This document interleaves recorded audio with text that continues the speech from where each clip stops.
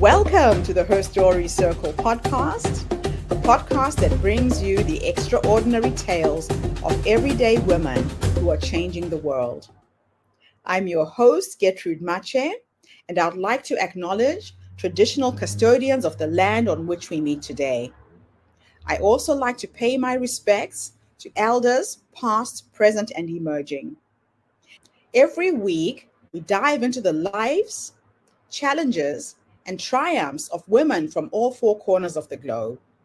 We're here to inspire, enlighten, and connect, sharing stories that uplift and empower. So grab a cup of coffee, settle in, and join us as we explore the incredible journeys of women shaping our future. This is Her Story, where every woman's voice matters. Hello, everybody, and welcome back to the Her Story Circle. This is Gertrude Mache here in beautiful Melbourne, Australia. And today I am graced with the presence of yet another creative woman. Welcome, welcome, welcome to our tribe. Please tell everybody your full name, where you're based, and share your story with us today.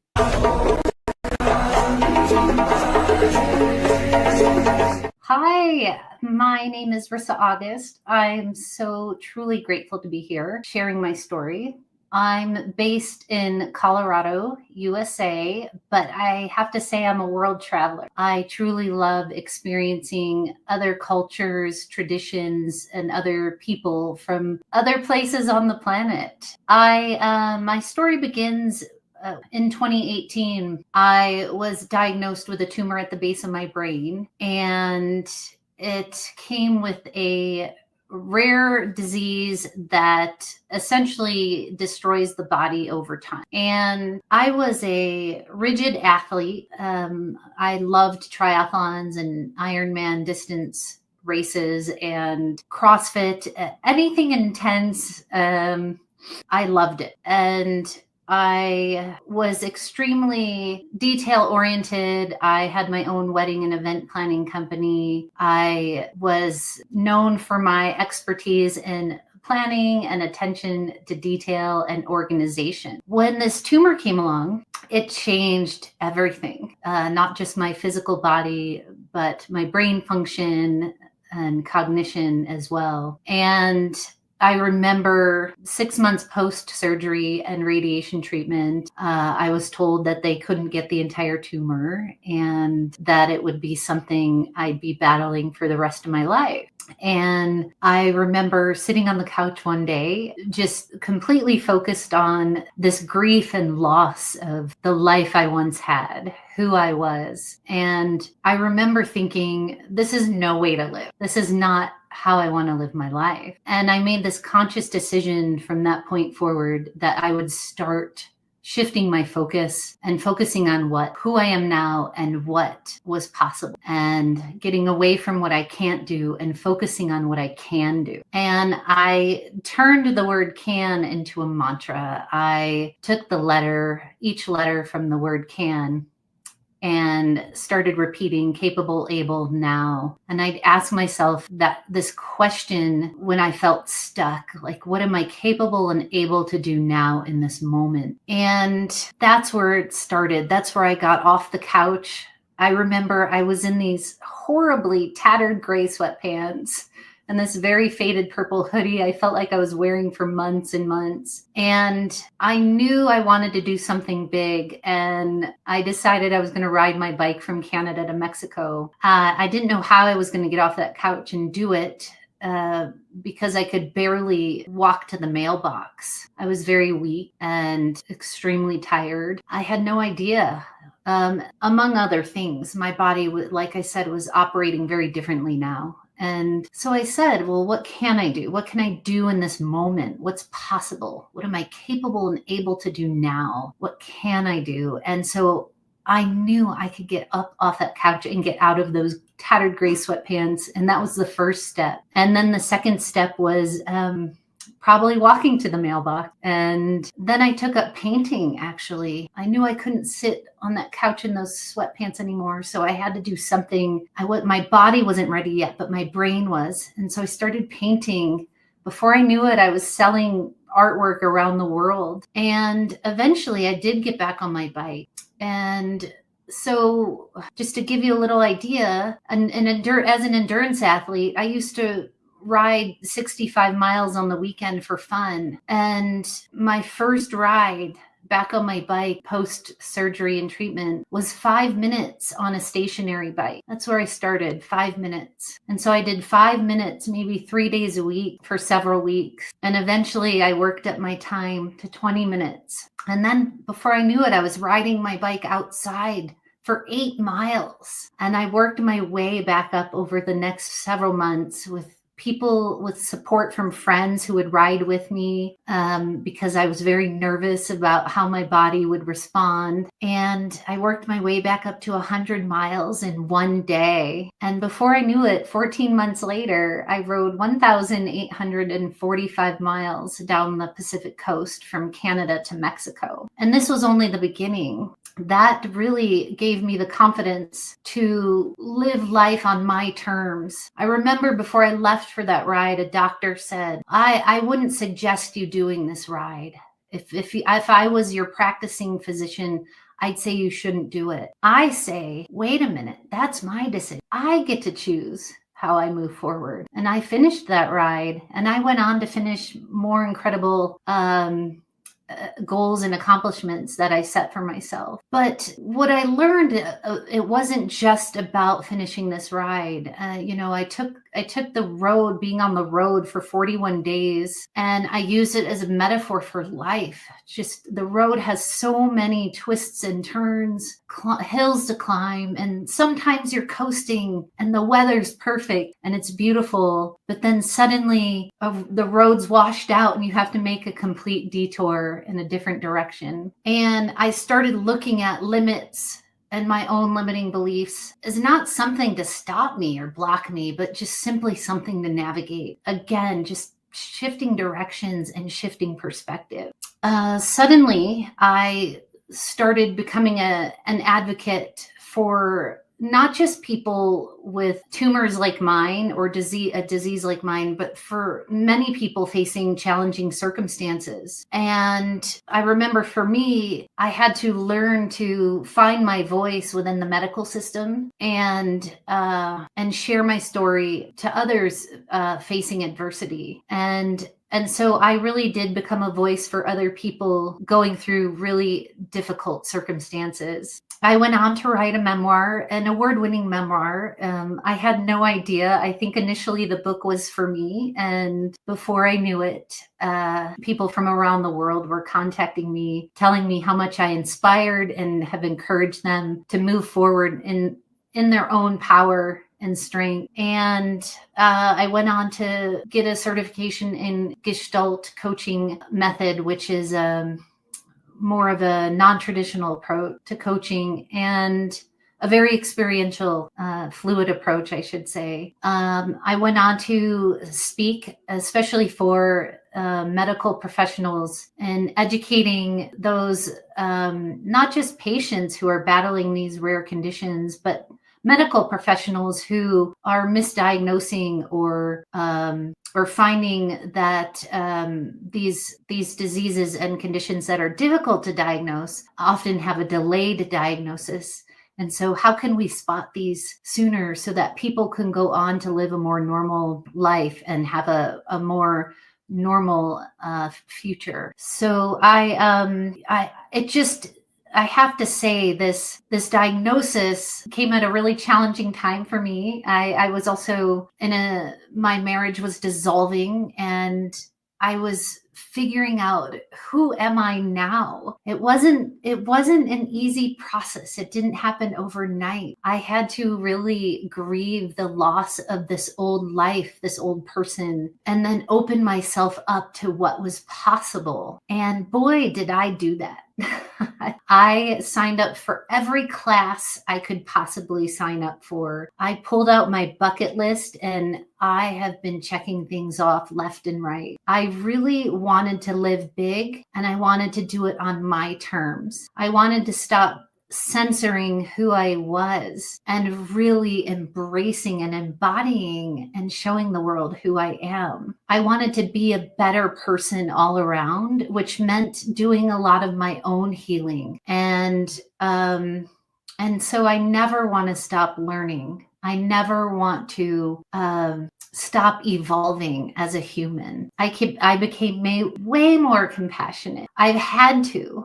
Again, no, my brain no longer operates the way it used to. I was an extremely sharp and detailed person, and now I have short-term memory issues and words get jumbled. And so I've really come to embrace all the parts of me, who she is. Wow. What an incredible, incredible journey you've been on. You know, what's interesting about people who go through challenging health events like yours is you really start to live. It sounds like life comes and it slaps you in the face and says, wake up, you need to start to live. And I can see that you don't take any day for granted. You are going through this bucket list, but I'm curious to know if you could just walk us through the initial emotions and thoughts that you experienced upon learning that you had this tumor in the base of your brain. What was that like? Oh gosh, I love this question because I'll never forget that moment. And I still get emotional around it. So for me, when I was sitting in this endocrinologist's office and I'm staring at my skull on this computer screen and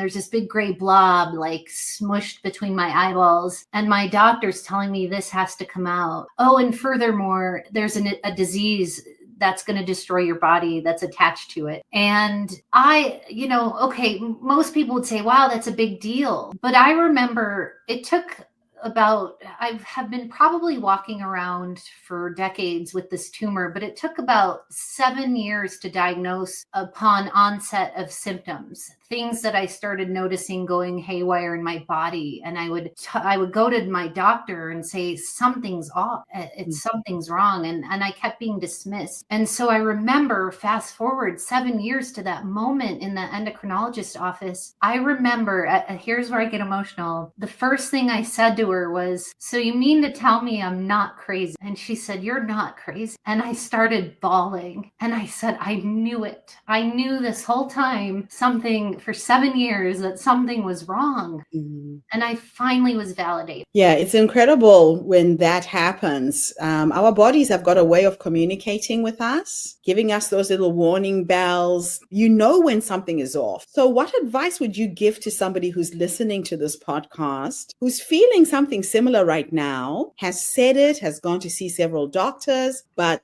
is not getting a result? Well, I can certainly tell you what I did. I remember sitting just before diagnosis. I remember sitting in my doctor's office saying, something is wrong. I have these severe headaches. Can you please order me an MRI? And she told me, no, I don't think you need an MRI. And I said, I want to just rule this out. I will be happy if it comes back clean, but I want this peace of mind. She told me no again. She said, they're expensive. I don't think you need. And again, I feel like this moment is when I found my voice. I paused for a minute and I said, order me the MRI. And she turned around and shook her head. Okay, I don't think you need one. And a week later, I had the results. And I said, you have an enlarged pituitary, go see an endocrinologist. Yes. And I now ask for every test. If I have any little bit of worry, concern, that's my call. That's my decision. I'm paying you to work for me, to work with me on partner in this. Now, had you been checked earlier, would that have changed the prognosis? What have they said? Yes, it very well could have. We have no way of knowing for sure, but what they're finding in these tumors is that often people are walking around. They're called rare, but they're believed to not be rare. Right. But they're difficult to diagnose. And so many people walk around for decades. They're typically discovered around middle age mid 45. And if they're diagnosed earlier, people can go on to live a more ordinary life with less complications. So had I been diagnosed 7 years earlier, I very well could have had a very different trajectory. Yeah. Now, facing a rare disease adds an an extra layer of complexity. How did you navigate the medical system and advocate for yourself during this time? Oh, I still feel that I'm advocating. I still feel like I'm navigating and advocating. Again, I think I'm finding my voice. I'm actually facing some challenging circumstances with my medical diagnosis right now. And again, I was facing, my doctor was like, well, we can just monitor this and we'll check in again in 6 months. And based on everything, it's too complicated to explain it all now, but based on everything I know in my body, I'm like, no, this needs to be expedited. And so I'm going in tomorrow for some tests. Again, using my voice, it might not be a concern to the doctor, but it's a concern to me. And that's important. Now, in the middle of all of this, the dissolution of your long-term marriage offers and brings profound personal upheaval. How did this experience contribute to your journey of self-discovery and identity exploration? Yes, well, I have to say, being diagnosed with something like this, it forced me to be very reflective on my life. And what I discovered, I didn't necessarily like. I didn't necessarily like who I was as a person. Right. I was extremely rigid, probably very judgmental. Right. And perhaps a little self-righteous. I also, let me back up here a minute, reflecting on those things about me I didn't like. I also realized I wasn't living life on my way. I was living according to what other people expected or wanted from me. Yes. And that no longer worked for me. It's interesting. We do live for other people's validation, other people's approval, society's expectations of us. And when you're hit with a crisis like this, you really wake up. Now, you've accomplished a remarkable transformation in your life. Can you share the pivotal moment that helped you shift from feeling limited to realizing your potential? Oh gosh, I think I'm still realizing it every day. Just when I think, oh, I got here, I'm like, wait a minute, I can do more. I think what's the pivotal moment, God, that it continues to evolve. I think what's important for me is staying open to possibilities, like staying open, not shutting myself down or letting my own limiting beliefs stop me, and not letting anyone else put those beliefs on me either. Wow. Yeah. Now, as a Gestalt practitioner, how has this approach influenced your healing, and how do you relate to others who are still struggling? And do explain the practice to us as well. Sure. Yes, well, Gestalt is, it's, for some reason, it's so challenging to describe, but it's, you may even know this, Gertrude, but Gestalt is a German word that loosely means wholeness. And so it's taking ourselves and not seeing ourselves as broken, or something that needs to be fixed, but discovering all the different pieces and parts of ourselves and bringing them back to wholeness through, like I said, experiential tools and coaching practices. And so it's a very natural, organic, coactive partnership between coach and client. And then the second part of that question, I'm sorry, was how do I relate? How do you relate to others who are still struggling?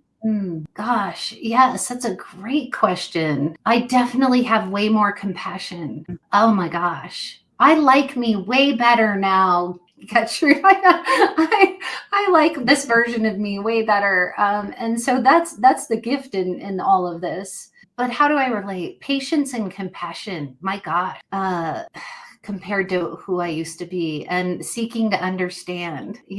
I Yes. truly want to understand how other people operate, because we're all different. We all handle things differently. Definitely. Yeah. Yeah. It's interesting. It's almost like a mirror was held up to you so you could see who you were being, and you made a choice to shift and change that. Now, writing was a powerful tool for healing. What inspired you to start writing, and how has it served you throughout this journey? Yes, well, I always wrote for my own therapy. I enjoyed writing. I guess I would consider myself a creative writer, but it Mhm.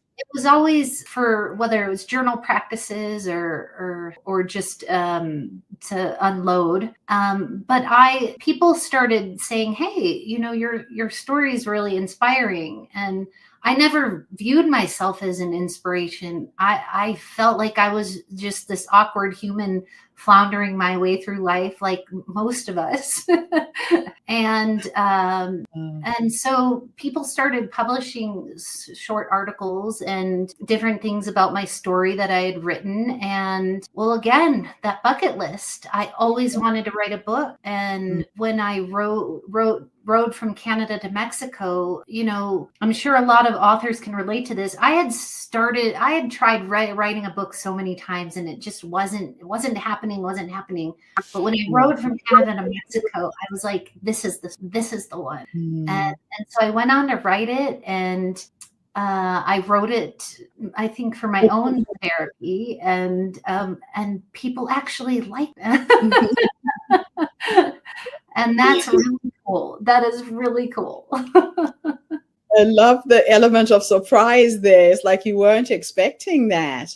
Yeah. That Yes. is just incredible. And so beautiful too. You speak about finding your voice. What does that mean to you? And how did you go about reclaiming it? Well, I think I went from one extreme of like never speaking up, never, okay, it's, what everyone else says is okay, but it's not okay for me to speak up. I went from that extreme to never saying anything and suppressing my voice, to being the opposite extreme of like too much. Like, and I had doctors that were firing me as a patient because I was just demanding, and and you'll listen to me. And so I remember talking to other people of like, okay, wait a minute, especially with doctors. It's like, we're on the same team. We need to work together. And I had a friend say to me once, "Risa, you're going to catch more flies with honey." So I had to find the balance of finding my voice, but in a productive way, not an angry way. I think I had a lot of anger and emotions from the, misdiagnosis in the beginning, or delayed diagnosis, I should say. And so I think I was unleashing on people who didn't necessarily deserve it. And so I had to, really find that kind of balance of, okay, let's be solid, but let's, be kind. I love it. Let's move on to you becoming an award-winning author and a speaker. What message do you most hope to convey through your public speaking? Yeah, well, that kind of unfolded surprisingly as well.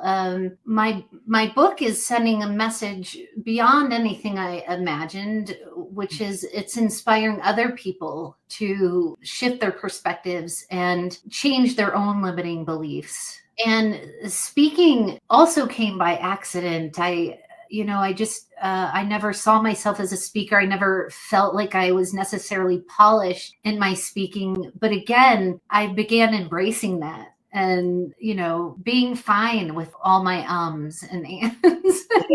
And so I think when I became a speaker was when I became authentic. I got on stage and I shared my story, and I didn't hold back. And I really shared from my heart and being authentic. And again, so now I speak on stages for medical professionals, the medical field, healthcare, and I get to share my story and inspire people with and without medical conditions and chronic illness or disease. So that's been really fun, and I'm still, getting better and better at that all the time. That is just awesome. I'm going to end our interview with two interesting questions, which are a bit of a time experiment. In the first one, I'm going to teleport you into the past, and we are going to go and sit with the younger you, that young woman who was just getting on with her life, knowing things were not quite right, but just, living from day to day, and knowing that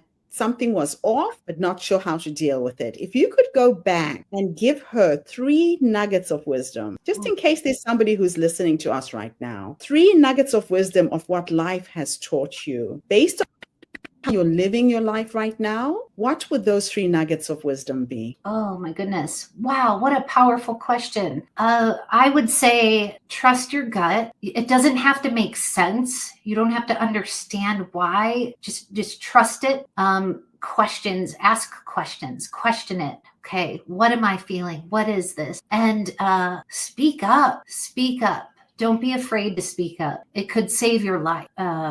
Truly, it could save your life. So, trust your gut, ask questions, and speak up. That's what's coming to mind. I love that. Last question, again, a thought experiment, and we're going to teleport you into the future this time. And we're going to go and sit with a 90-year-old you. Science and technology and all the wonderful things that are coming. I can see you with your character and determination dancing on a table at the age of 90. So if we could go and have a conversation with the wise woman who's been leading you up until this point, what will you say to her when you finally meet? Oh my gosh, I'm going to cry. Another brilliant question. And I sure hope I'm dancing on tables. I would say, what would I ask her? What would you say to her? What would I say to her? I'm sorry. I would say, I'm so glad I didn't hold back. I'm so glad I didn't hold back, and I did all the things I wanted to do. And I'm so glad. I'm so glad I lived life full out and didn't hold back. I absolutely love that. I'll tell you why I ask women this question on my podcast. A lot of women don't realize that the wise woman is already in them. We look outside of ourselves for answers, for solutions, for guidance, and we forget to go inwards. I mean, you tuned into something. That little voice that kept saying, keep asking, keep advocating. You tuned into something that has been guiding you all of your life, really. And you continue to do so by honoring who you are, knowing you weren't happy in your marriage, and just taking control of your life. So I have a little game that I like to share and that I play. Like you, I am recovering from heart failure. I went through a very traumatic separation after 27 years of marriage that led to divorce, and I ended up collapsing with congestive heart failure in a rice field in Indonesia. And we don't realize that all of this emotion gets trapped in our bodies somehow, and it manifests in illnesses. So we have to look after ourselves. And when you're down, you gave a really good example that you would just get up every single day and walk 2 steps, 3 steps. I'm now doing 20,000 steps a day. If you had met me 7 years ago, I couldn't even walk 5 meters in front of me. So thank you for being a source of inspiration for women. Your story is truly inspiring, and keep sharing it. We need to hear these positive, inspiring stories. Oh my gosh, I'm so grateful to be connecting today. Thank you so much for having me. It's an absolute honor. And thank you to everybody who tuned in today. The Her Story Circle is not just a podcast. We are a social impact movement with a vision to write women's stories into history. We bring you the stories and voices of women from all over the world to uplift you, inspire you, energize you, but most importantly, to empower you with tools, with skills, to take you from where you are now to where you're trying to go. So if you are that woman who's been given a life-changing diagnosis, or you know somebody who has, please share this podcast. Reach out to Risa. Her website is at the bottom of the screen. Don't try and do it alone. There's people out there that can show you smarter ways to do it. I'll be back again tomorrow, everybody, with yet another amazing guest. In the meantime, have a fantastic day, morning, or evening, wherever you are in the world, and bye for now. Thank you for tuning into the Her Story Circle podcast. I hope today's story has inspired you to believe in the power of our stories and the difference you can make in the world when you use your voice. I'm Gertrude Mache, and it's been an honor to share this space with you, where voices from all walks of life come together to weave a rich tapestry of diverse perspectives. Don't forget to subscribe, rate, and review our podcast to help us share these stories with more listeners. Follow us on social media by looking for the Her Story Circle podcast for more updates. And join us tomorrow for another episode filled with courage, resilience, and empowerment. Remember, your story matters, and together we're building a stronger, more inclusive world. Until next time, keep making her story.